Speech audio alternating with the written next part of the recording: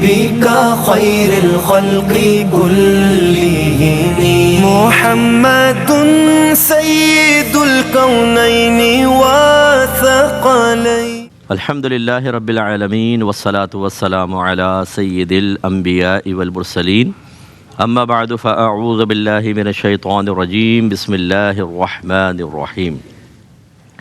الحمدللہ عید میلاد النبی صلی اللہ علیہ وسلم کی خوشی میں اور تحدیث نعمت کے طور پر شکرانے کے طور پر دروس قرآن کا اہتمام کیا گیا ہے، اور آج انشاءاللہ سورۃ الصف کی آیت نمبر 6 پر ہمارا درس ہے.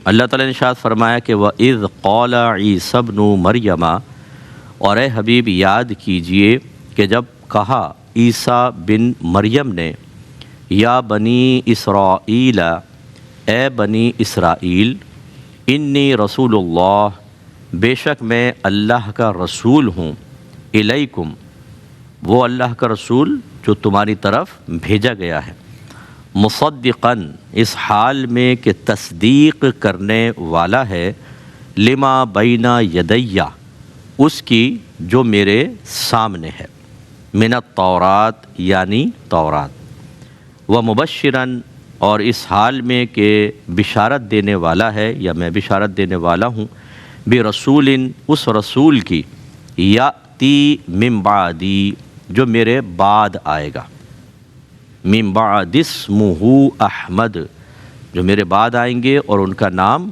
احمد ہوگا.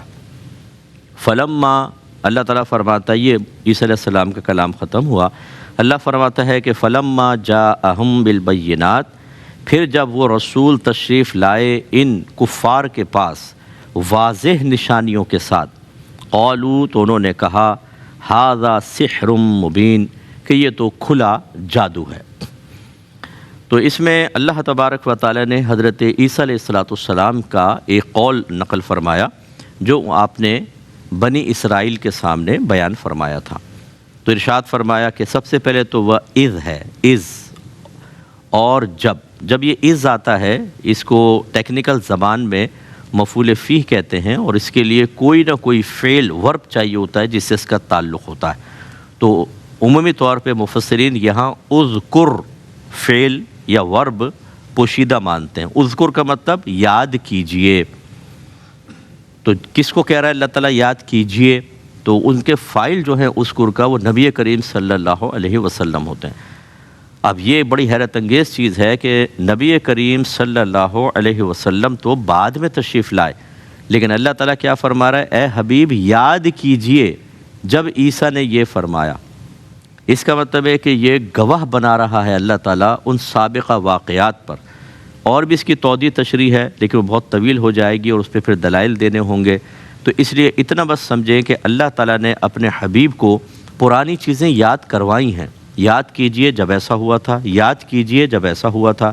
تو انسان یاد تو اسے کرتا ہے جو اس نے پہلے دیکھا ہو، جو اس نے پہلے سنا ہو. تو ہم کہتے ہیں یار یاد ہے ہم کل گئے تھے تو کیا ہوا تھا، پہلے والی چیز کو یاد کراتے ہیں. اس کا مطلب ہے نبی کریم صلی اللہ علیہ وسلم کو اللہ تبارک و تعالیٰ نے یہ چیزیں الہام فرمائی ہوئی ہیں. ان چیزوں کے بارے میں رحمت کونین صلی اللہ علیہ وسلم پہلے سے جانتے تھے اللہ کی عطا سے. تو پھر اللہ نے یاد کرائی، حبیب یاد کیجئے کہ جب عیسیٰ بن مریم نے بنی اسرائیل سے یہ فرمایا. اچھا، عیسیٰ بن مریم آپ کی والدہ ہیں، آپ کو پتہ ہے. عیسیٰ علیہ السلام کو والد کی طرف منسوب نہیں کیا گیا، حالانکہ سب کو والد کی طرف منسوب کیا جاتا ہے. اور وجہ کیا ہے کہ اللہ تبارک و تعالیٰ نے عیسیٰ علیہ السلام کے لیے اپنی قدرت کا زبردست اظہار فرمایا. وہ اس طرح کہ بی بی مریم رضی اللہ تعالیٰ عنہا آپ کی والدہ یہ کنواری تھیں اور بڑے نیک خاندان سے تھیں، اور اللہ تبارک و تعالیٰ نے آپ کو بغیر شوہر کے حضرت عیسیٰ علیہ السلام سے حاملہ فرمایا. حضرت جبریل امین، قرآن میں پورا ہے یہ واقعہ کہ جبریل امین انسانی شکل میں تشریف لائے. بی بی مریم کسی کام سے ذرا گھر سے علیحدہ ہوئی تھیں تو اچانک سامنے آ گئے تو وہ ڈر گئیں کہ یہ آدمی کیسے میرے سامنے آ گیا. تو انہوں نے بتایا کہ میں اللہ کی طرف سے بھیجا گیا ہوں تاکہ آپ کو بشارت دوں کہ آپ ایک بچے کی والدہ ہوں گی. تو انہوں نے کہا مجھے تو کسی آدمی نے چھوا بھی نہیں، میرے بچہ کیسے ہوگا. تو انہوں نے پھر پھر ارشاد فرمایا کہ اللہ کا فیصلہ ایسا ہی ہے۔ تو بس پھر اللہ نے کن فیکون، جو اللہ ارادہ فرماتا ہے اتنا فرماتا ہے کن۔ بعض نے کہا تلفظ کن مراد نہیں ہے، بس ارادہ، کہ اللہ ارادہ کرتا ہے فوراً وہ چیز مارز وجود میں آ جاتی ہے۔ اور بی بی مریم حاملہ ہوئیں اور بہت تیزی کے ساتھ 9 مہینے نہیں گزرے، فوراً ہی حاملہ ہوئیں اور حضرت عیسیٰ علیہ السلام کچھ عرصے بعد ہی پیدا ہو گئے۔ اس سے معلوم ہوا کہ عیسیٰ علیہ السلام کا بغیر والد کے پیدا ہونا یہ آپ کے لیے کوئی عیب نہیں ہے، ورنہ کسی کے اگر والد نہ ہوں، کوئی کہے بھی ان کے باپ کا نہیں پتہ، تو معاذ اللہ اس کے بارے میں نیگیٹو تھاٹس آتی ہیں کہ بھئی ان کی والدہ نے کوئی غلط کام کیا ہوگا۔ لیکن اللہ تعالیٰ نے بی بی مریم رضی اللہ تعالیٰ عنہا کا واقعہ قرآن میں بیان کر کے قیامت تک کے لیے ان کی عصمت اور عفت کی گواہی بھی دی، اور دوسری بات یہ سمجھائی کہ اللہ تعالیٰ اسباب ظاہریہ کا محتاج نہیں ہے۔ عمومی طور پر مرد اور عورت کے ملاپ سے بچہ پیدا ہوتا ہے، جیسے پیرنٹس ہوتے ہیں، ماں باپ ہوتے ہیں ہمارے، پھر بچہ پیدا ہوتا ہے، یا آپ کی شادیاں ہوں گی، آپ کی اولاد ہوگی۔ لیکن اللہ تعالیٰ نے اپنی قدرت کاملہ سے ہر چیز کا ایک نمونہ پیدا فرمایا۔ مثال کے طور پہ آدم علیہ السلام کو پیدا کیا بغیر ماں باپ کے۔ پھر جب آدم علیہ السلام کے دل میں نکاح کی خواہش پیدا ہوئی تو آپ کی پسلی سے پیدا کیا بی بی حوا رضی اللہ تعالی عنہا کو۔ تو بی بی حوا کو بغیر ماں کے ایک مرد سے پیدا کیا، اور آدم علیہ السلام کو بغیر ماں باپ کے پیدا کیا، اور عیسیٰ علیہ السلام کو فقط ماں سے عورت سے پیدا کیا، بغیر مرد کے پیدا کیا، اور ہم سب کو مرد و عورت سے پیدا کیا۔ ہر چیز کا ایک نمونہ اللہ نے قائم فرما کر اور یہ ثابت فرما دیا کہ اللہ تعالیٰ اسباب ظاہریہ کا محتاج نہیں ہے۔ ان چیزوں پہ بھی غور کرنا چاہیے۔ اس سے فائدہ کیا ہوتا ہے کہ انسان اللہ تبارک و تعالیٰ سے مایوس نہیں ہوتا۔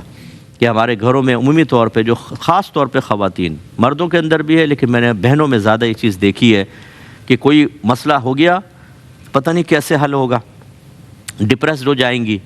اب انہیں سمجھائیں بھئی اللہ تعالیٰ کر دے، کیسے کرے گا اللہ تعالیٰ، یعنی ان کو پورا بتاؤ، روڈ میپ بتا دو کہ کیسے ہوگا، تب یہ مطمئن ہوتی ہیں، ورنہ ان کو بلیو ہی نہیں ہو پاتا کہ ہم جس کرائسس میں پھنس گئے وہ ختم بھی ہو سکتا ہے۔ جب ان چیزوں کو ہم غور کرتے رہیں کہ اللہ تبارک و تعالیٰ بڑی قدرت والا ہے، پوری کائنات کا نظام کون چلا رہا ہے۔ آپ یوٹیوب پہ جائیں اور ناسا کی ویڈیوز دیکھ لیں اور پلینٹس کے بارے میں آپ معلومات حاصل کریں۔ زمین سے اربوں گنا بڑے بڑے سیارے، اور ایک دو نہیں، آپ کی گلیکسی دیکھ لیں، اس پوری گلیکسی کے اندر اس میں کتنے سولر سسٹم ہیں، یعنی ایک سورج، پھر اس کے آربٹ میں گھومنے والے سیارے، یہ جیسے ہمارا ہے ایک سولر سسٹم، ایسے ہی لاکھوں ہیں، پھر وہ مل کر ایک گلیکسی، اور پھر ایسی لاکھوں گلیکسیز، اور پھر اس سے آگے کلسٹر، پھر لاکھوں کلسٹر، پھر یونیورس، پھر لاکھوں یونیورس، اتنا وسیع نظام، اور اللہ تبارک و تعالیٰ کی اکیلی ذات، اور ہم وقت وہ تمام کی طرف متوجہ بھی ہے، نظام چلا بھی رہا ہے۔ جب اس پر ہم غور کرتے ہیں تو پھر ماشاءاللہ ایمان مضبوط ہوتا ہے، اعتقاد مضبوط ہوتا ہے، مایوسی سے انسان ڈپریشن سے باہر نکلتا ہے، اور بڑے بڑے کرائسس میں اس کو یقین ہوتا ہے کہ میرا رب مجھے ایسا نکال سکتا ہے جیسے آٹے میں سے بال نکل جاتا ہے۔ پھر آپ نے فرمایا یا بنی اسرائیل۔ اسرائیل جو ہے یہ حضرت یعقوب علیہ السلام کا لقب ہے، جس کا ترجمہ بندہ، عبداللہ ہے، اللہ کا بندہ، اور بنی یہ اصل میں بنون تھا، بیٹے۔ جب یہ اسرائیل کے ساتھ ملا، اس کو اضافت کہتے ہیں تو نون گر جاتا ہے جمع کا، بنی اسرائیل، اے اسرائیل کے بیٹوں۔ تو بنی اسرائیل حضرت یعقوب علیہ السلام کی جو نسلیں تھیں وہ بنی اسرائیل کہلاتی تھیں، کیونکہ یعقوب علیہ السلام کے بیٹے۔ تو یعقوب علیہ السلام پوتے ہیں حضرت ابراہیم علیہ السلام کے، حضرت اسحاق علیہ السلام کے صاحبزادے، پھر آپ سے یوسف علیہ السلام، بنیامین اور 10 اور بیٹے۔ تو جتنے بھی نبی آئے ہیں وہ اسحاق علیہ السلام سے آئے، حتیٰ کہ آخری حضرت عیسیٰ علیہ السلام۔ حضرت اسماعیل علیہ السلام سے کوئی نبی نہیں آئے تھے، اس لیے یہود کو یقین تھا کہ اب جو آخری نبی آئیں گے وہ ہم میں سے ہوں گے، بنی اسرائیل میں سے، کیونکہ اسحاق علیہ السلام کی نسل سے ہی سب آ رہے تھے، بنی اسرائیل میں سے ہی تھے۔ لیکن اللہ تعالیٰ نے جو فیصلہ فرمانا تھا، اس کی مرضی ہے اپنی رسالت کو جہاں رکھے۔ ہمارے آخری نبی پیدا ہوئے حضرت اسماعیل علیہ السلام کی نسل سے، اور ایک ہی نبی پیدا ہوئے، اور کوئی نبی ان کی نسل سے پیدا نہیں ہوئے۔ اس چیز نے یہود و نصارہ کو حسد میں مبتلا کر دیا کہ ہم میں سے بنی اسرائیل سے کیوں نہیں آئے، یہ تو عربوں میں آ گئے، یہ اسماعیل علیہ السلام کی نسل سے کیسے آ گئے؟ انہوں نے اس وجہ سے آپ پر ایمان لانے سے انکار کر دیا، کفر پر قائم رہے اور ایمان قبول نہیں کیا اور تباہی ہے۔ تو آپ نے ان کو مخاطب کیا اور یہ اللہ تعالیٰ کے حکم سے آپ ان کو مستقبل کے بارے میں پہلے سے بتا رہے ہیں۔ اور یہ جو آج کرسچنس کے پاس انجیل ہیں، ویسے تو 32 کے قریب اناجیل ہیں ان کی، کیونکہ انسانی تصرفات آسمانی کتابوں میں سب میں تقریباً ہو چکے ہیں، تو 32 انجیلیں ہیں۔ اب ان میں سے اللہ تبارک و تعالیٰ کا کلام کون سا ہے جو حضرت عیسیٰ علیہ السلام پر کتاب کی شکل میں نازل ہوا، جس کو انجیل کہا جاتا ہے، اور توریت جو تھی یہود کے لیے نازل ہوئی تھی۔ تو اب آپ تو فیصلہ ہی نہیں کر سکتے، 32 انجیلیں، ہر ایک میں مضمون دوسرے سے مختلف، یعنی انسانی ایسا تصرف اس میں ہو چکا ہے کہ اب ہم یہ نہیں کہہ سکتے کہ یہ والی انجیل خالصتاً اللہ تعالیٰ کا کلام ہے، اس میں بندوں کا کلام بھی شامل ہو گیا۔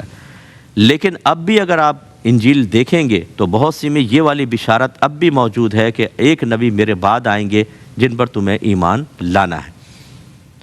تو چلیں قرآن پر کوئی ایمان لے کر نہ آئے کہ ہم قرآن کو نہیں مانتے، تو مسلمانوں کی کتاب ہے، تو اپنی ہی کتاب پہ اگر غور و تفکر کر لیں، اس میں بھی ہمارے نبی کریم صلی اللہ علیہ وسلم کی بشارت موجود ہے کہ عیسیٰ علیہ السلام نے، اور اسی طرح موسیٰ علیہ السلام نے، توریت میں بھی ہے کہ انہوں نے بتایا کہ وہ نبی آئیں گے، عرب میں کہاں کہاں پیدا ہوں گے، ان کے شکل صورت کیسی ہوگی، ان کے بال کیسے ہوں گے، ان کے صحابہ کیسے ہوں گے۔ توریت تک میں حضرت شیخین کریمین کا تذکرہ موجود ہے۔ یہ اگر آپ الخصائص الکبریٰ اٹھا کے پڑھیں تو آپ یہ دیکھیں گے کہ اس میں جو روایات موجود ہیں ان سے پتہ چلتا ہے کہ سرکار کی تو بشارت دی گئی تھی، آپ کے اصحاب کا تذکرہ بھی ان میں موجود ہے۔ اب اس کے باوجود اگر کوئی حق کو قبول نہ کرے تو یہ اس کے لیے بڑا نقصان کا باعث ہے۔ اب آپ نے کیا بشارت دی یا غیبی خبر دی؟ آپ نے فرمایا اے بنی اسرائیل، بے شک میں اللہ کا رسول ہوں جو تمہاری طرف بھیجا گیا ہوں۔ نبی اور رسول میں کیا فرق ہوتا ہے؟ نبی اور رسول میں ایک چیز تو کامن ہوتی ہے کہ وہ اللہ کا پیغام مخلوق تک پہنچاتے ہیں، جو ڈائریکٹ ہم اللہ سے نہیں لے سکتے۔ اللہ تعالیٰ نبی کو نبوت سے نوازتا ہے، رسول کو رسالت سے نوازتا ہے۔ یہ دو منصب ہیں سمجھ لیجئے، جیسے وزیر اعظم ہوتا ہے، ایم پی ہے، ایم این اے ہے، ہم دنیا کے اندر مناصب بناتے ہیں، ایسے اللہ تعالیٰ نے کچھ منصب، کچھ عہدے مقرر فرمائے ہیں اور ان کا نام رکھا ہے، نبوت، رسالت، اور یہ سب وہبی شے ہوتی ہیں۔ وہبی کا مطلب یہ ہے کہ وہ تحفتاً ملتی ہیں، اللہ کی طرف سے ملتی ہیں، یہ کسبی نہیں ہوتی۔ کسبی اسے کہتے ہیں جس کو ہم کوشش اور محنت سے حاصل کر سکیں۔ تو اللہ تعالیٰ جس کو چاہتا ہے نبوت دیتا ہے، جس کو چاہتا ہے رسالت دیتا ہے۔ تو ایک تو یہ کہ سارے نبی ضرور ہوتے ہیں، لیکن پھر انہی نبیوں میں بعض اوقات اللہ تعالیٰ بعض انبیاء علیہ السلام کو کتاب دیتا ہے، نئی شریعت دیتا ہے۔ شریعت مینس تھیوری، جیسے یہ قرآن ہے نا، یہ تھیوری ہے اللہ کی طرف سے دی گئی، ایسے حدیث یہ اللہ کی طرف سے نبی کریم کے ذریعے ایک تھیوری دی گئی، اس کو کہیں گے شریعت۔ قرآن و حدیث شریعت۔ تو جب کوئی نبی ایسا ہوتا ہے کہ اس کو ایک تھیوری دی جاتی ہے، ایک شریعت دی جاتی ہے، تو پھر وہ نبی سے رسول ہوتا ہے۔ تو اس کا مطلب ہے کہ رسول وہ ہوتا ہے جو نئی شریعت لے کر آتا ہے، نئے احکام لے کر آتا ہے، اور اللہ تبارک و تعالیٰ اسے کتاب بھی عطا فرماتا ہے، چاہے پوری کتاب ہو یا چند صحائف ہوں، لیکن اللہ کی طرف سے اس کو پیغام تحریری طور پر کتابی شکل میں یا لوح کے اوپر، تختیوں کے اوپر، جیسے توریت تھی تختیوں کے اوپر لکھی ہوئی تھی، حضرت موسیٰ علیہ السلام کو اللہ نے عطا فرمائی، وہ دی جاتی ہے، اس کو رسول کہتے ہیں۔ تو ہمارے نبی کریم صلی اللہ علیہ وسلم نبی بھی ہیں اور رسول بھی ہیں، ٹھیک ہے نا؟ یعنی یہ سمجھ لے کہ ہر نبی تو ضرور ہوگا، لیکن ہر ایک رسول بھی ہو ضروری نہیں۔ ہاں، ہر رسول نبی ضرور ہوگا، پھر وہ کتاب لاتا ہے اس لیے رسول بھی ہوتا ہے۔ تو ہر رسول جو ہوتا ہے وہ نبی بھی ہوتا ہے، رسول بھی ہوتا ہے، لیکن ہر نبی پہ چونکہ نئی شریعت نہیں آتی، ہر نبی نئی کتاب لے کر نہیں آتا، اس لیے بہت سارے نبی تو تھے لیکن رسول نہیں تھے۔ اب آپ فرما رہے ہیں کہ بے شک میں اللہ کا رسول ہوں، تو اپنے آپ کو رسول کیوں کہا؟ کیونکہ آپ کو اللہ نے کتاب عطا فرمائی، انجیل۔ اللہ کا رسول ہوں جو تمہاری طرف بھیجا گیا ہے۔ نبیوں کو کیوں بھیجا جاتا ہے؟ ان کی بعثت کا مقصد یہ ہوتا ہے، دو بڑے مقاصد ہوتے ہیں۔ پہلا تو یہ کہ وہ غیب بیان کرتے ہیں کہ جس کو ہم خود نہیں جان سکتے۔ غیب کی تعریف کیا ہے؟ غیب اس پوشیدہ شے کو کہتے ہیں جس کو دیکھ کر، سونگ کر، چکھ کر، سن کر یا چھونے سے معلوم نہ کیا جا سکے۔ ایک لفظ ہوتا ہے حاسہ، حاسہ کہتے ہیں اس صلاحیت کو جس سے آپ کسی اور چیز کو محسوس کر سکیں، جان سکیں، اس کی جمع ہوتی ہے حواس۔ اور عربک میں 5 کو خمسہ کہتے ہیں، تو حواس خمسہ یہ آپ نے لفظ سنا ہوگا، یہ 5 جو میں نے ذکر کیا، سننا، دیکھنا، سونگھنا، چکھنا، چھونا، ان کے ذریعے ہم کسی شے کو معلوم کرتے ہیں۔ غیب وہ ہوتا ہے جو حواس خمسہ سے معلوم نہیں ہو سکتا۔ اور دوسرا یہ کہ وہ عقل سے بھی نہیں جان سکتے آپ، کوئی آلے کی ایجاد سے کیلکولیشن کر کے کوئی حساب کتاب کر کے نہیں جان سکتے، عقل سے بھی نہیں جان سکتے، اسے غیب کہتے ہیں۔ جیسے اللہ تعالیٰ کی ذات پاک، کیا ہم نے کوئی کیلکولیشن کر کے اللہ کو جانا؟ نہیں۔ کیا ہم نے دیکھ کر یا سن کر یا سونگ کر یا معاذ اللہ چکھ کر یا چھو کر جانا؟ نہیں۔ تو پھر غیب کیسے پتہ چلتا ہے؟ غیب صرف اللہ کا منتخب کردہ بندہ بتاتا ہے، وہ نبی ہوتے ہیں یا رسول۔ اس لیے یاد رکھیں کہ انبیاء علیہ السلام اور رسولوں کو جو منصب ہی یہ ہے کہ وہ غیب ہمارے سامنے ظاہر کرتے ہیں، ہم اس کو نہ حواس خمسہ سے معلوم کر سکتے ہیں نہ عقل سے۔ اب ان کو جاننے کی سورس کیا ہے؟ اونلی ون کہ رسول، اور یہی امتحان ہوتا ہے کہ تم خود نہیں جان سکتے، رسول خبر دے رہا ہے، بس مان لو۔ تو جو مان لیتا ہے وہ صاحب ایمان ہوتا ہے، جو نہیں مانتا وہ کافر ہو جاتا ہے اور وہ جہنم میں جائے گا۔ تو آپ نے بھی ایک غیبی خبر دی ہے۔ پہلی چیز کہ میں اللہ کا رسول ہوں، رسالت آپ کو ملی ہے، یہ غیبی چیز ہے، کوئی فزیکلی طور پہ تو نہیں پتہ چلے گی نا۔ اسی لیے بہت سے امتوں نے انکار کر دیا نبیوں کو کہ ہم نہیں مانتے۔ کیا نشانی ہے آپ کے پاس کہ آپ اللہ کے رسول ہیں یا نبی ہیں؟ پھر انہوں نے معجزات دکھائے کہ بھئی یہ دیکھیں، اس کو کہہ دیا جادو ہے، کچھ اور دکھاؤ، کچھ اور لے کر آؤ۔ تو جس نے انکار کرنا، یہ رسول ایسا ہوتا ہے کہ وہ اپنی نبوت اور رسالت جو غیبی چیز ہے اس پہ کوئی ظاہری علامت پیش کرتا ہے، اسے کہتے ہیں معجزہ۔ معجزہ کا مطلب یہ ہوتا ہے کہ ایک ایسا کام کہ عقل اس کی حقیقت کو نہیں جان سکتی، عجیب و غریب۔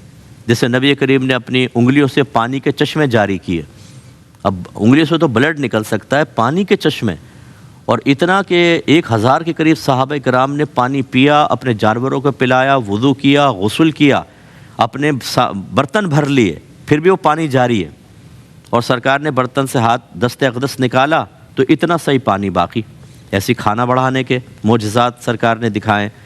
تو یہ ایسا کام ہوتا ہے معجزہ جو نبی سے ظاہر ہوتا ہے، اور اس کی مثل لانے سے لوگ عاجز ہو جاتے ہیں۔ اس لیے معجزہ کا لفظی ترجمہ ہے عاجز کر دینے والا۔ تو یہ پھر معجزہ دکھاتے ہیں کہ بھئی یہ دیکھو میں نے دکھایا، یہ میری نبوت اور رسالت کے اوپر ایک دلیل ہے، مانو۔ اور پھر بھی کوئی نہیں مانتا تو وہ کافر ہوگا اور آخرت میں اس کا انجام برا ہوگا۔ تو آپ نے پہلے تو فرمایا کہ میں اللہ کا رسول ہوں جو تمہاری طرف بھیجا گیا ہوں، اس کا مطلب میری رسالت کو مان لو، ایک بات تو یہ۔ دوسری بات ہے کہ مصدقا لما بین یدی من التورات، میں جو میرے سامنے ابھی تورات موجود ہے جو مجھ سے پہلے موسیٰ پر نازل ہوئی، میں اس کی تصدیق کرنے والا ہوں۔ کس طرح تصدیق کرنے والا ہوں؟ کہ میں تمہیں انجیل سناؤں گا، تم اس کے مضامین دیکھو اور توریت کے، کوئی فرق نہیں آئے گا۔ یعنی احکام میں تو فرق ہو سکتا ہے کیونکہ ہر آنے والا نبی پیچھے والے نبی سے اگر رسول ہو تو وہ مختلف احکام لے کر آتا ہے، لیکن عقیدے کے باب میں تو کوئی اختلاف نہیں ہوتا نا۔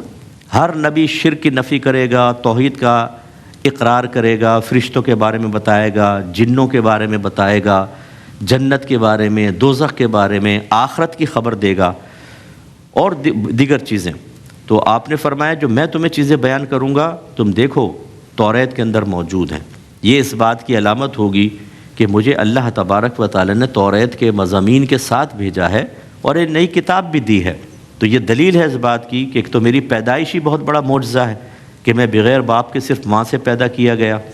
دوسرا آپ کا بڑا معجزہ تھا کہ آپ نے بچپن میں کلام کیا، کہ جب بی بی مریم رضی اللہ تعالی عنہا آپ کو لے کر آئیں اپنی قوم کے پاس تو لوگ تو بھڑک گئے کہ بھئی اتنے نیک خاندان کی عورت ہیں اور معاذ اللہ ہو سکتا ہے انہوں نے کوئی برا کام کیا ہو۔ تو بی بی مریم خاموش رہیں، حضرت عیسیٰ علیہ السلام نے کلام کیا، قرآن اس پر گواہ ہے، بہت بڑا معجزہ ہے آپ کا۔ اور پھر یہ آپ نے بیان فرمایا اور کتاب بھی پیش کی۔ تو فرمایا کہ میں تصدیق کرنے والا ہوں توریت کی جو میرے سامنے موجود ہے۔ اور یہ نبوت کی بہت بڑی دلیل ہوتی ہے. یہی دلیل ہمارے نبی کریم صلی اللہ علیہ وسلم کے لیے بھی بہت بڑی موجود ہے.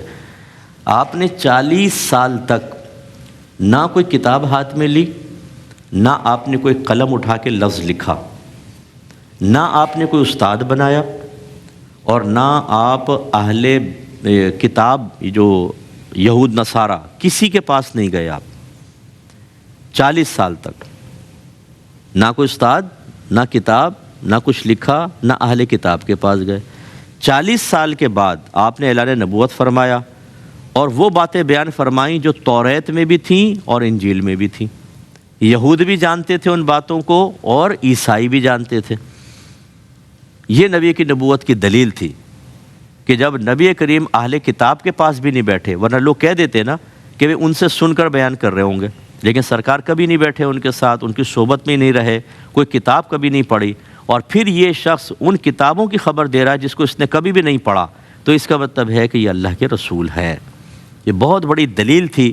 لیکن بہرحال جنہوں نے قبول نہیں کرنا ہوتا، وہ سورج بھی نکلا ہو تو بولتے ہیں کہ نہیں دن نہیں ہے رات ہے، تو پھر اس کی بات مان لینی چاہیے، یا ہم کہیں کہ ہر بیچارے کہ شاید یہاں کچھ گڑبڑ ہے. تو اتنا واضح طور پر تو یہ ایک بہت بڑی دلیل ہوتی ہے نبی کی کہ وہ پہلے ایسے واقعات کی خبر دیتا ہے جو اس نے نہ خود پڑھے تھے، نہ اس کو کسی نے بتائے تھے، اور پھر وہ ان کی خبر دے رہا ہوتا ہے. تو اس کا مطلب ہے صرف اللہ کے بتانے سے ہے، تو اس کا مطلب یہ اللہ کا مقرب بندہ ہے اور اس کو یہ منصب دیا گیا. اور دوسروں نے کہا کہ میں بشارت دینے والا ہوں ایک رسول کی جو آئیں گے میرے بعد، ان کا نام احمد ہوگا. تو نبی کریم کے صفاتی ناموں میں احمد بھی ہے، بہت زیادہ حمد کرنے والا، اللہ کی تعریف کرنے والا. تو نبی کریم صلی اللہ علیہ وسلم کا نام جو ہے محمد بھی بعض کتابوں میں منقول ہے، اور احمد تو بہت ہی معروف ہے، جیسے کہ انجیل کے اندر موجود ہے. یہ وہ تحریفات کر کے بہت سی چیزیں ختم کی گئی ہیں، لیکن پھر بھی ایک بعد میں آنے والے رسول کی بشارت اب بھی بعض کتابوں کے اندر، ان کی اپنی کتابوں میں اب بھی موجود ہے. تو ان کو غور کرنا چاہیے کہ عیسیٰ علیہ السلام کے بعد ایک نبی نے آنا تھا. اور یاد رکھیں کہ یہ بشارت کیوں دے رہے ہیں آپ کہ بھئی میرے بعد احمد آئیں گے، بنی اسرائیل کو بتا رہے ہیں. حالانکہ عیسیٰ علیہ السلام بھی جانتے تھے، اور اللہ کو تو علم ہے ہی ہے، رکھتا ہے کہ اللہ کو علم ہے کہ میں اپنے حبیب کو کب بھیجوں گا. عیسیٰ علیہ السلام کے تو بہت بعد نبی کریم تشریف لائے، تو ان کو بشارت دینے کا کیا مطلب کہ میں تمہیں بشارت دے رہا ہوں. ان سب نے تو رخصت ہو جانا تھا دنیا سے، نبی کریم نے تو ان کے سامنے آنا ہی نہیں تھا، تو ان کو بشارت دینے کا کیا مطلب. مسئلہ یہ تھا کہ عیسیٰ علیہ السلام خبر دیں، وہ لوگ سینہ بسینہ آگے منتقل کریں. انجیل کے اندر یہ مضمون موجود تھا تاکہ جو اس زمانے کے لوگ ہیں ان کے لیے اتمام حجت ہو جائے. اتمام مانے تمام کرنا، حجت مانے دلیل. ورنہ بعض کہتے بھی ہمیں تو خبر ہی نہیں دی گئی تھی کہ کوئی نبی آنے والے ہیں. عیسیٰ علیہ السلام نے ابھی آئیں گے نہیں، سرکار پہلے کہہ دیا کہ آئیں گے، سینہ بسینہ منتقل کرتے جاؤ. لہذا جب بچوں کو پتہ چلتا جائے گا، تمہاری نسلوں کو پتہ چلے گا، جب وہ نبی اعلان نبوت کریں گے اس وقت جو لوگ موجود ہوں گے، تمہاری خبر کی برکت سے ان کو یقین ہوگا کہ نبی آنے والے ہیں، تو فوراً ایمان لائیں گے اور نجات پا جائیں گے. لیکن اگر اس بشارت کو آگے منتقل نہ کرے کوئی، اور بعد والوں کو بلکہ یہ کہے کہ نہیں ایسی کوئی چیز نہیں ہے، یا اس کو تبدیل کر دے، تو وہ خود بھی گمراہ ہوگا، اور جو لوگ بعد میں آنے والے ہیں ان سب کی گمراہی کا وبال بھی انہی کے اوپر ہوگا. اور یہی ہوا.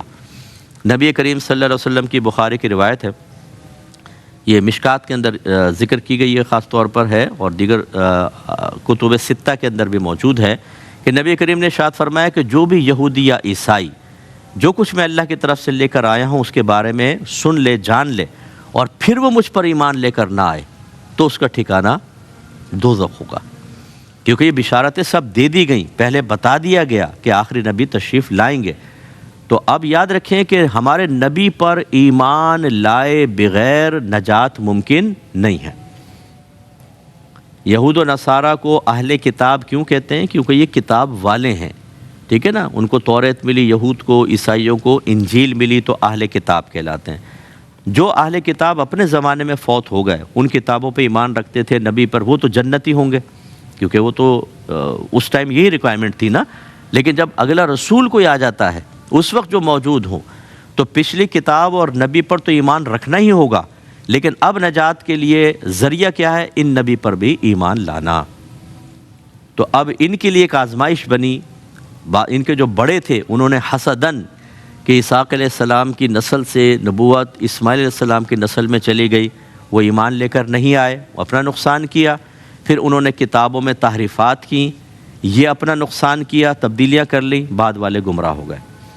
تو یہ ایک تمام میرے جو بہن بھائی ہمیں سن رہے ہیں اور آپ سب بھی، میں تو پریکٹیکل کرتا رہتا ہوں کہ بار بار سوچیں اللہ تعالیٰ کا کتنا بڑا فضل ہے کہ اس نے آپ کو مجھے اپنے حبیب کی امت میں اور مسلمان گھرانے میں پیدا کر دیا، ورنہ اگر کسی اور غیر مسلم کے گھر میں پیدا کرتا تو اللہ کا عدل تھا، کوئی معاذ اللہ ظلم کوئی ہوتا، اللہ ظلم سے پاک و صاف ہے، یہ اللہ کا فضل ہے، وہ اللہ کا عدل ہوتا۔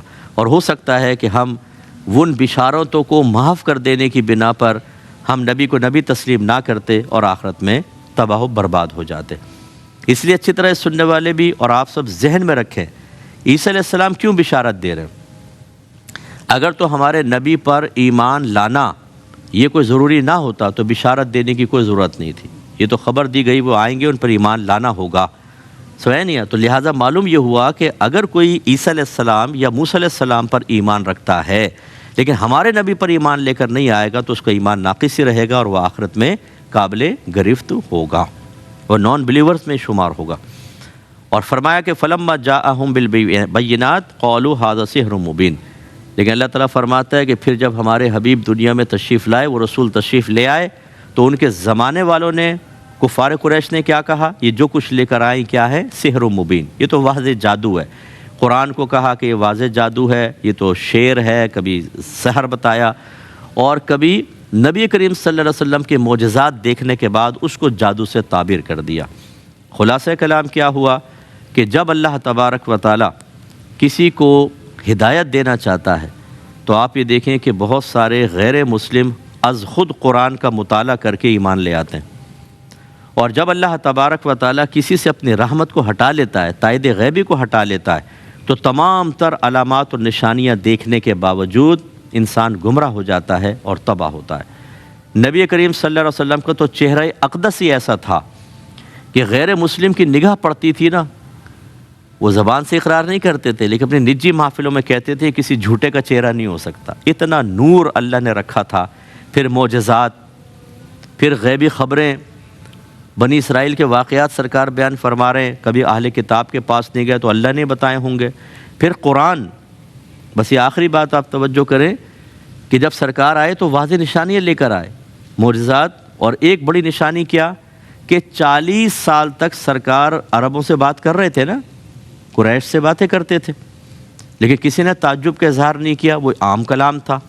لیکن 40 سال کے بعد جب وحی نازل ہوئی اور سرکار نے بیان فرمایا تو وہ کہنے پر مجبور ہو گئے یہ کسی عام آدمی کا کلام نہیں ہو سکتا۔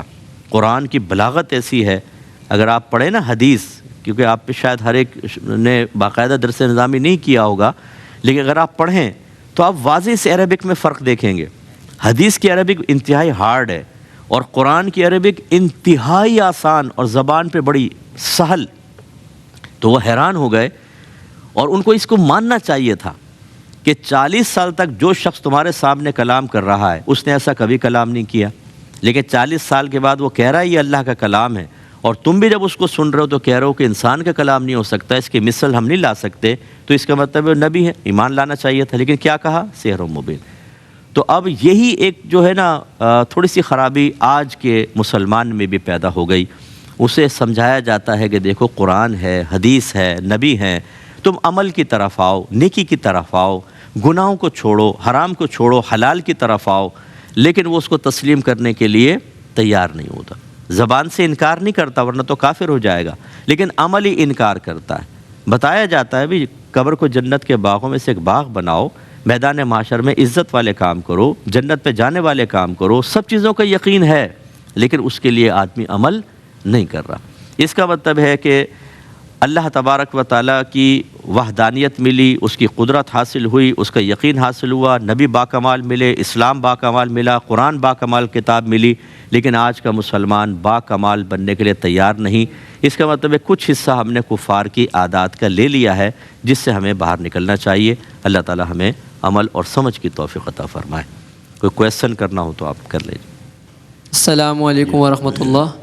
مفتی صاحب، میرا آپ سے یہ سوال تھا کہ آج جیسے انجیل میں تبدیلی کر دی گئی، تو آج کے جو عیسائی ہیں وہ اسلام میں کیسے داخل ہوں گے؟ رہنمائی فرمائیے گا۔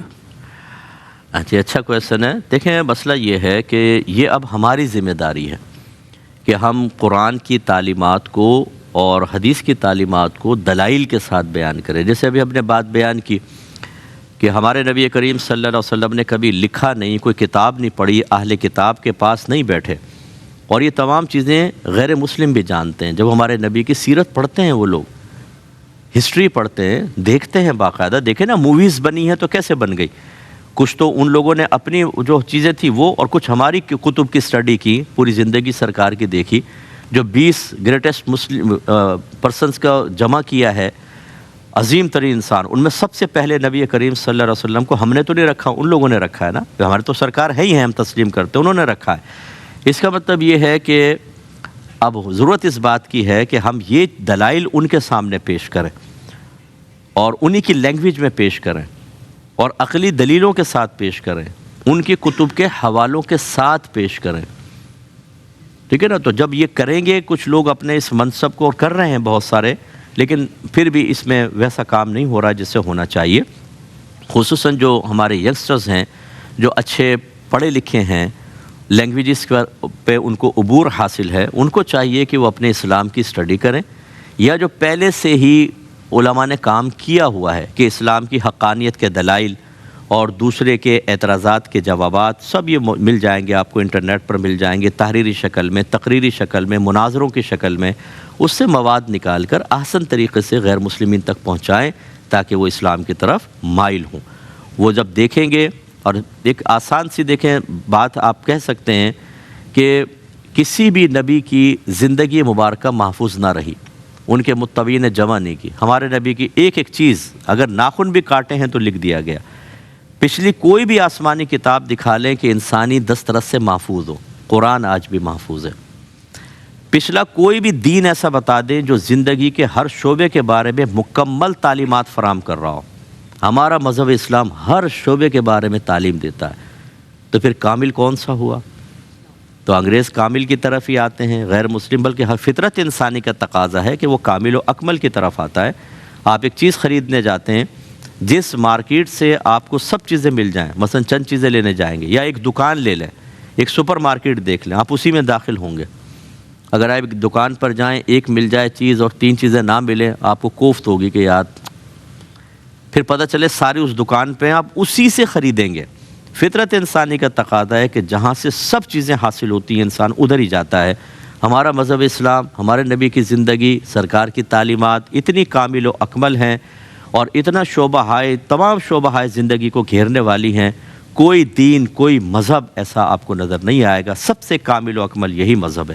یہ دلائل ہمیں پیار محبت سے ان کو سمجھانے چاہیے، پھر ان کے ذہن میں یقیناً اشکالات پیدا ہوں گے، کویسچنز ہوں گے، اعتراضات ہوں گے، ان کی تیاری کر کے، اور یہ سب ان کے جوابات موجود ہیں۔ کہیں پہ پرابلم ہو تو ہمیں علماء سے رجوع کرنا چاہیے، اس کے جواب حاصل کر کے، اور پھر احسن طریقے سے ان کو تبلیغ دین کرنی چاہیے۔ تو امید ہے کہ جب اللہ تعالیٰ کی ذات پر بھروسہ رکھ کر اور یہ سوچ کر کہ وہ غیر مسلم ضرور ہے لیکن ہمارے نبی کا امتی بھی ہے۔ امت 2 طرح کی ہوتی ہے، امت دعوت، امت اجابت۔ جو سرکار کی دعوت کو قبول کر چکے ہیں اس کو امت اجابت کہتے ہیں، اور جو اس امت میں ہیں لیکن دعوت قبول نہیں کی اس کو امت دعوت کہتے ہیں۔ اور ہمیں ان لوگوں کو بھی جنت میں لے جانے کی کوشش کرنی چاہیے۔ ہمارے دل میں یہ ہمدردی ہونی چاہیے کہ سرکار کے امتی ہیں، ہمیں اس پہ محبت ہونی چاہیے۔ اس لیے محبت ضرور ہونی چاہیے کہ ہم ان کو جنت میں لے کر جائیں۔ جب نبی کریم صلی اللہ علیہ وسلم سفر معراج پہ تشریف لے گئے تو سب سے پہلے آدم علیہ السلام سے ملاقات ہوئی، تو آدم علیہ السلام کے اس طرف بھی کچھ لوگ تھے اور ادھر بھی تھے۔ ادھر دیکھتے تو مسکراتے اور ادھر والوں کو دیکھتے تو رونے لگ جاتے تھے۔ تو بتایا گیا کہ یہ آپ کی اولاد مبارکہ ہے، یہ وہ ہیں جو جنت میں جائیں گے۔ انہیں دیکھتے ہیں تو مسکراتے ہیں اور یہ وہ ہیں جو کافر، منافقین، مرتدین، مشرکین ہو گئے آپ کی اولاد میں سے اور جہنم میں جائیں گے، انہیں دیکھ کر آدم علیہ السلام رونے لگ جاتے تھے۔ اس کا مطلب ہے اپنی اولاد کی محبت تو ہے نا، پیار تو ہے۔ تو میرے آقا رحمت للعالمین ہیں، اگر ایک آپ کا غیر مسلم امتی بھی جہنم میں جائے گا تو آپ کو رنج تو ہوگا کہ کیوں مجھ پر ایمان لے کر نہیں آیا تو آج جنت میں چلا جاتا۔ تو ہمیں اس فرض منصبی کو سمجھ کر اپنی استطاعت کے مطابق کوشش ضرور کرنی چاہیے۔ اللہ تعالی ہمیں عمل کی توفیق عطا فرمائے۔ جو کچھ آج ہم نے سنا، جتنے ہمارے بہن بھائیوں نے دیکھا، میری گزارش ہے کہ آپ خود بھی اس پروگرام کو دیکھیں، سمجھیں اور دوسروں کو دیکھنے کی دعوت دیں، اور کوشش کریں کہ جو باتیں سمجھائی گئیں ان پر عمل پیرا ہو کر اللہ تعالیٰ کی رضا کو حاصل کرنے کی سعی احسن کریں۔ اللہ تعالیٰ ہم سب کو عمل کی توفیق عطا فرمائے، آمین۔ وآخر دعوانا ان الحمد للہ رب العالمین۔ مولاي صل وسلم دائما أبدا على حبيبك خير الخلق كلهم محمد سيد الكونين وثقل